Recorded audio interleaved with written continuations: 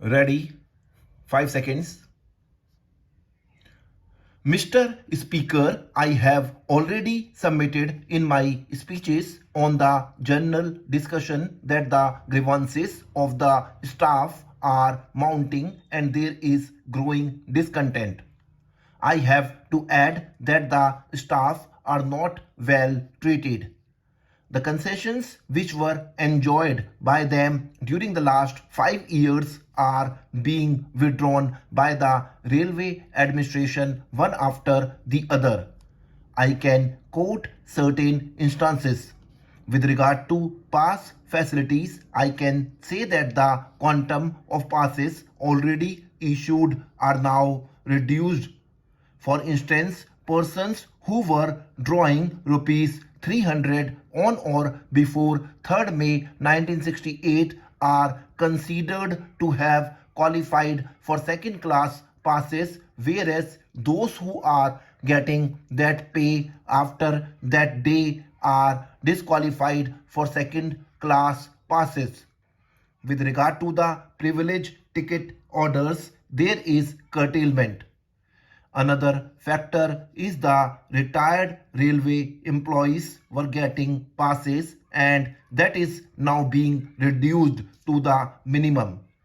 Only those who have put in 30 years service are given one set of passes in 5 years with regard to class 4 staff. So also with regard to class 3, the concessions they were previously enjoying are being curtailed.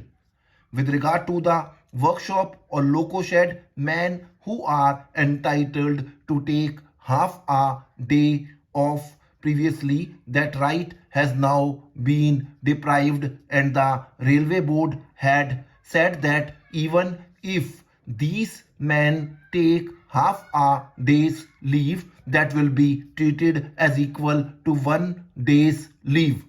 This is also a curtailment of their rights.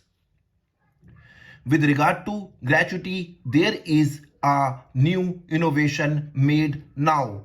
Even if a railway servant retires after putting in 30 years of service, his gratuity may be proportionately reduced according to the whims and fancies of the administration by seeing his service record.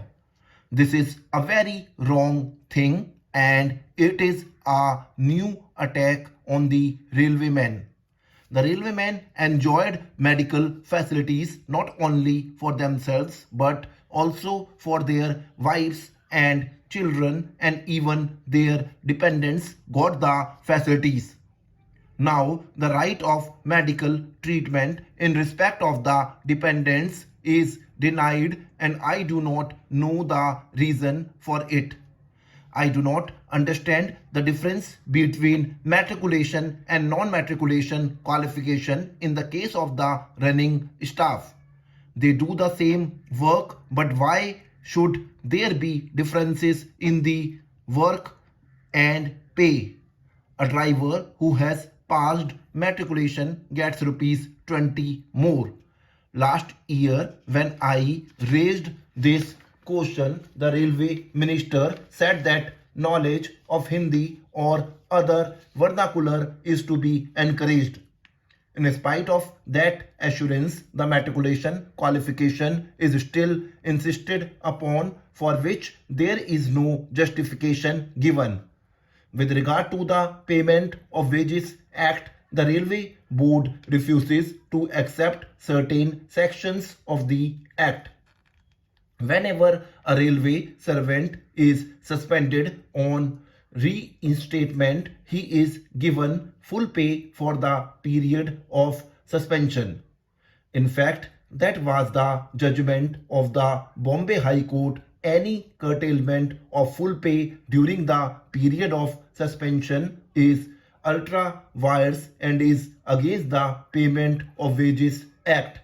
There is a specific case in which this judgment has been given, and in spite of that, the railway board refuses to give full pay for the period of suspension. I have brought many such cases to the notice of the Railway Board. Not only that, but I can also quote an instance with regard to the curtailment of annual increments. For imposing punishment, annual increments are cut, and this is quite in violation of the Payment of Wages Act. The Railway Board must also consider this point.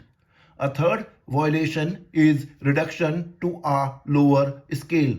I can quote the instance of an instructor who was reduced to the station master's category. He was getting a basic pay of rupees 1000, and as a punishment it has been reduced to rupees 700. I may in this connection bring to his notice the case of one Mr. M. Thomas, an instructor in the transportation school whose pay was reduced from rupees 1000 to rupees 700 as a punishment. The rule which is quoted is an old rule which obtained in 1941 before the railways were taken over from the company and before the new rules came into force. Such reductions of salaries are also a violation of the express provisions of the Payment of Wages Act. Apart from this, there are several instances of withdrawal of concessions and major curtailment of the rights of the railway staff. Previously, the loco sheds were governed by the Factories Act. If the staff work after 5 o'clock in the evening when routine working hours are over, they are entitled to an overtime allowance, and the staff in these sheds were getting this allowance. Now, very cleverly, the loco sheds have been removed from the operation of the Factories Act. This real grievance of the staff was brought to the notice of the railway minister during the course of the debate. Mr. Speaker, I have already submitted in my speeches on the general discussion that the grievances of the staff are mounting and there is growing discontent. I have to add that the staff are not well treated. The concessions which were enjoyed by them during the last 5 years are being withdrawn by the railway administration one after the other. I can quote certain instances.